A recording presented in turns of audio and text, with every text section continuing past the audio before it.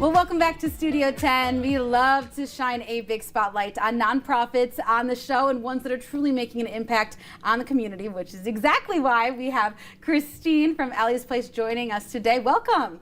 Thank you for having me. Yes, happy Friday. Now, for those that aren't familiar with Ellie's Place, but maybe they've, driven past this iconic sign that's you see on Oakland Avenue, downtown Lansing, but they don't know exactly what goes on, inside. Tell us a little bit about what you guys do. Well, what happens inside is magical because what we do is we're a nonprofit that provides peer-to-peer grief support groups for children who are grieving. The current statistic in Michigan is 1 in 11 children will experience the death of a parent or sibling before the age of 18, and that number doubles by the age of 26. Mm-hmm. And let's face it, you and I do peer-to-peer in our life, whether it's professional work, personal work, you reach out to your peers, and we know it works. Well, it's the same with the kids. You bring the kids together and they can process their grief together and not feel alone or isolated. Yeah, and in your space that you have there is so colorful and perfect for, different age groups, because like you mentioned, the youngest ones and then some teenagers too, right? Well, actually we go from age 3 to 18. Yes. And then we have an 18 to 26-year-old group. Because we have and that's another critical age, 18 to 26. You're an adult, but you're not really an adult. So we actually serve 18 to 26-year-olds. Yeah, and that's important. So important. And I know you brought some of the activities that you do with children, right? Right. Yes, right in front of us. Kind of talk me through a little bit about what you have and how these help. Okay, so for example, this. Yes. It's our monster chaser. Especially our littles are having nightmares all the time and trouble sleeping. And what we do is they can make this monster chaser because it's going to chase away the nightmares. And just before they do the top, because they decorate it, they whisper, "Monsters go away." And then they staple it and decorate it and they take it home. It's a way to empower them. So much is happening in their life. Their life has been upended and they have something to keep those monsters away. So I love that. This is one of my favorites. Okay. And as adults, we understand it. Our children don't necessarily understand it yet. Our inside-outside mask. Oh, yeah. Okay. We know sometimes we have to put on that funny face and that happy face. So they decorate this. I'm joking. Everything's good. A smile. And on the inside, it's truly what's going on in the grief process.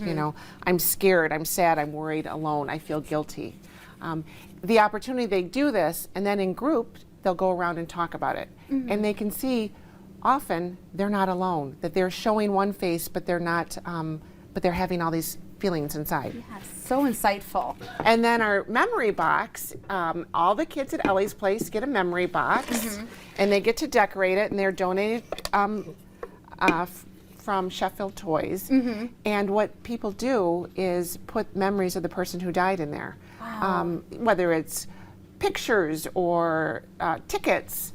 It's been interesting. Several times I've been out and about in the community and I've had people pull me aside and say, "You know what, my mom died and I went to Ellie's Place 15 years ago, and on her birthday every year we get together and we pull out our memory boxes."